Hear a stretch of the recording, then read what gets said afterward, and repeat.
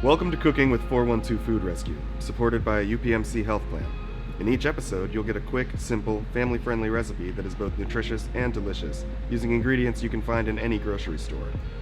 Each recipe includes options for customizing it to your personal tastes and feeds up to 4 people.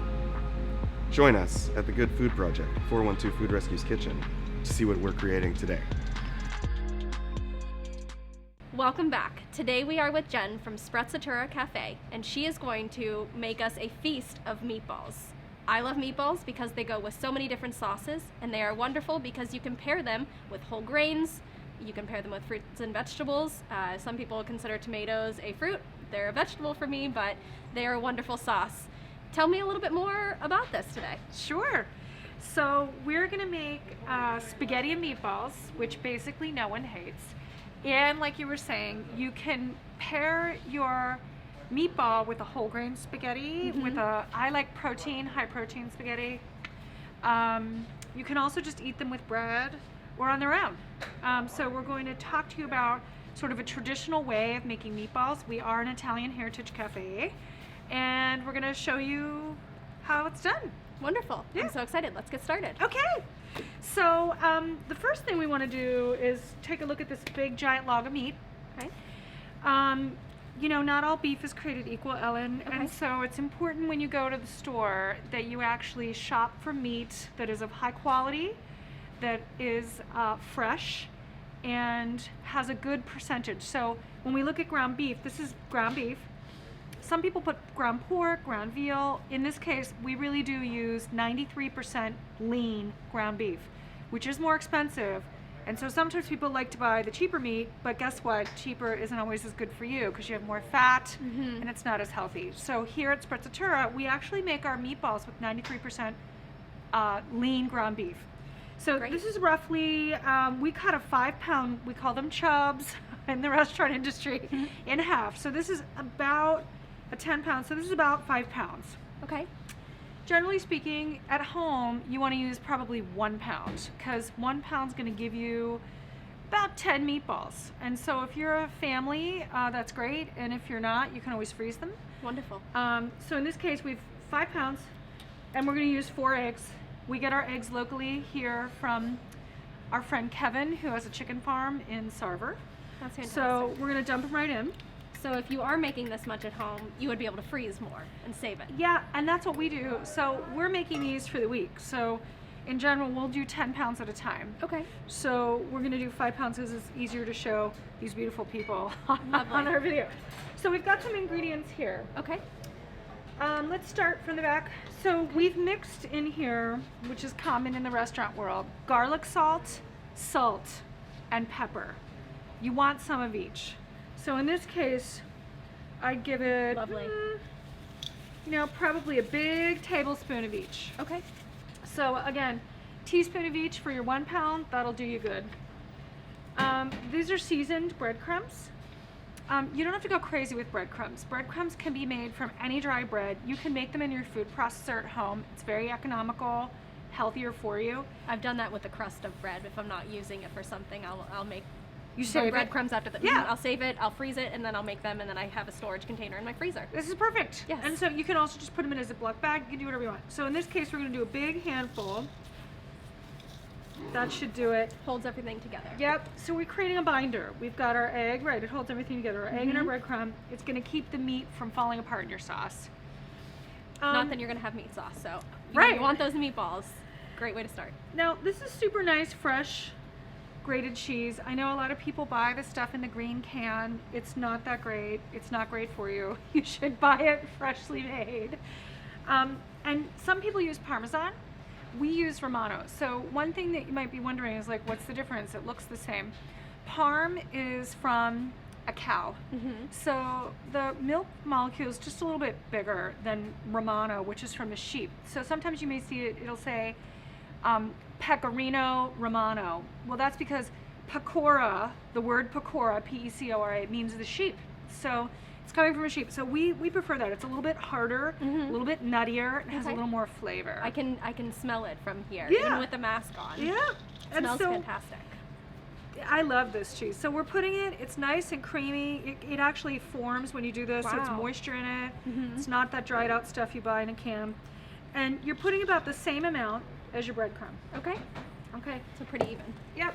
And then we've got this unbelievable soffritto. So soffritto is an Italian word. Soffritto is Soffritto. Soffritto.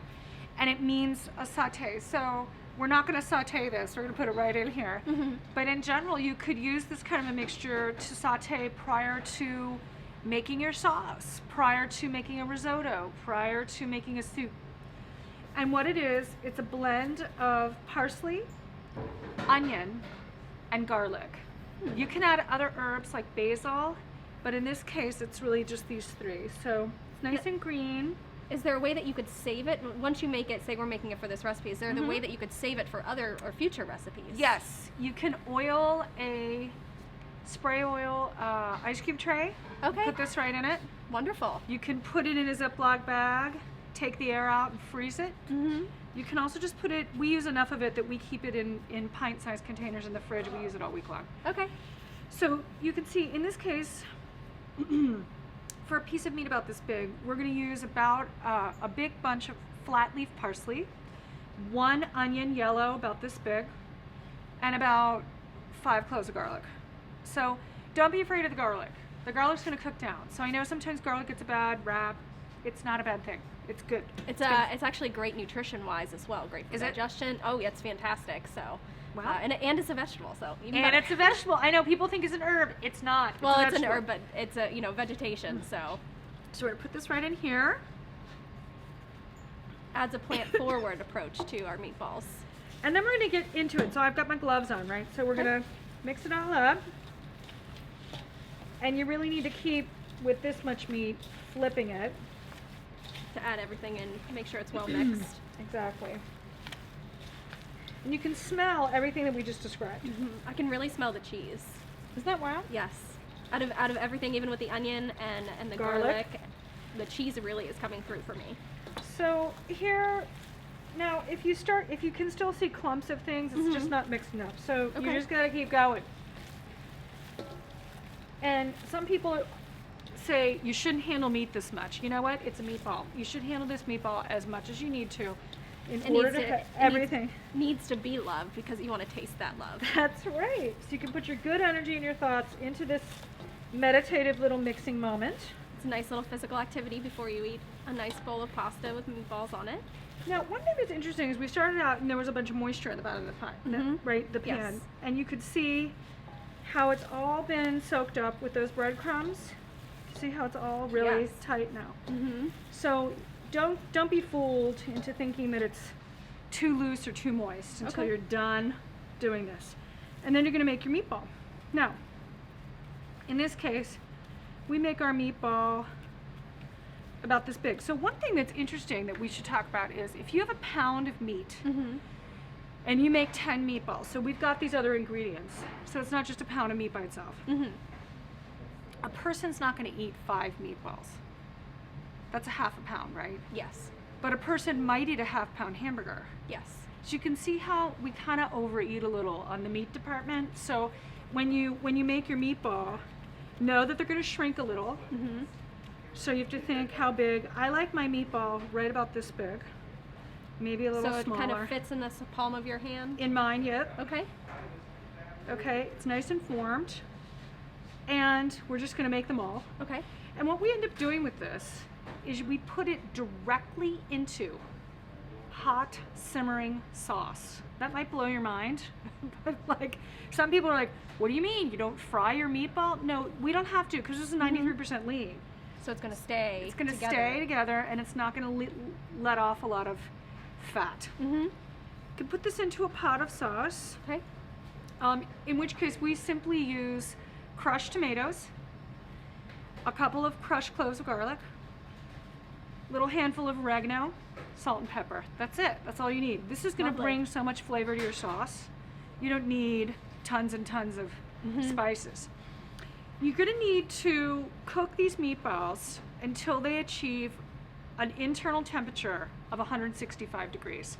So people at home, if you don't have a meat thermometer, you need to get a meat thermometer. It's a great investment. It's a really important thing. It keeps you safe, and it tells you that your food is cooked. Once these achieve 165, shut the heat off on your sauce and make yourself your pasta and incorporate that together. Okay. So is it going to take a little bit over an hour, a little bit around 2 hours I or would so? give it a good hour on low. Okay. Your pot should have about this much sauce above your meatballs. Do not crowd your meatballs. This is a really important thing, because otherwise they won't cook uniformly. And you won't be able to stir because you'll break up your meatballs. So in a pot for 1 pound, which is what we recommend you make at home, you might want to have a pot about this big of sauce. So you'll definitely have sauce left over. Again, you can use it again to make more meatballs. You can freeze it. You can do whatever you want. Lovely. I'm so excited to taste them. So the meatballs have been simmering for about an hour. And here they are. Yum. Yay. They smell fantastic. Yeah, so nice and bubbly sauce. No sticking or burned bottom of the spinach.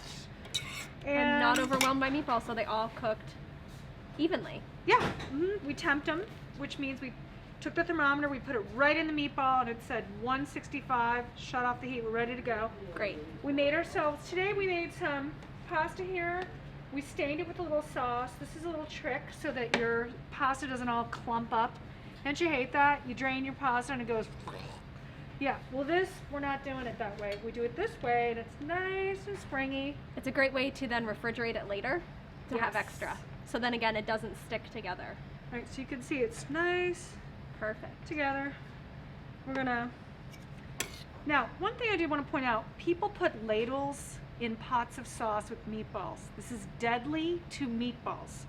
Use a big spoon and you won't mash up and screw up your meatballs. It's great. You took the time to make them. You want to make sure that you're taking the time to enjoy them in the way that you did. That's right. So we're gonna put on some sauce. I like 2 meatballs per serving. I think it's appropriate. And as you said, good portion sizing. So we're Right. not over portioning our meat protein part of this meal. That's right. This is over portion carbs all day long. This is just our beautiful, what we would give someone if they came to eat here. People want to eat that in a restaurant. But this is a good portion for at home. This is an at-home portion, and we want This is a take half home portion. That's right. Beautiful. So adding the cheese that you used in the meatballs earlier. Lovely. I'm so excited to try. Thank you so much, Jen. Thank you. Thank you, Chef Jen from Sprezzatura Cafe. This looks absolutely delicious. I'm pretty sure I could survive on spaghetti and meatballs. It is such a wonderful, hearty winter meal, and it is also a nice thing whenever you need a change up during the warmer months. Nutritionally, we know that the beef is high in protein, it's also high in iron, and when you add the sauce, specifically a tomato sauce, it adds vitamin C, which helps our body absorb the iron. So there's a lot more nutrition than what it just looks like. And if you add something like a whole grain noodle or a vegetable noodle, then you're just adding a little bit more. I hope that you and your family enjoy this as much as I'm going to. Absolutely delicious. Enjoy. I hope you enjoyed today's demo. For more information about the Good Food Project and 412 Food Rescue, please visit our website. Find the recipes in the comments below, and please subscribe to our YouTube channel.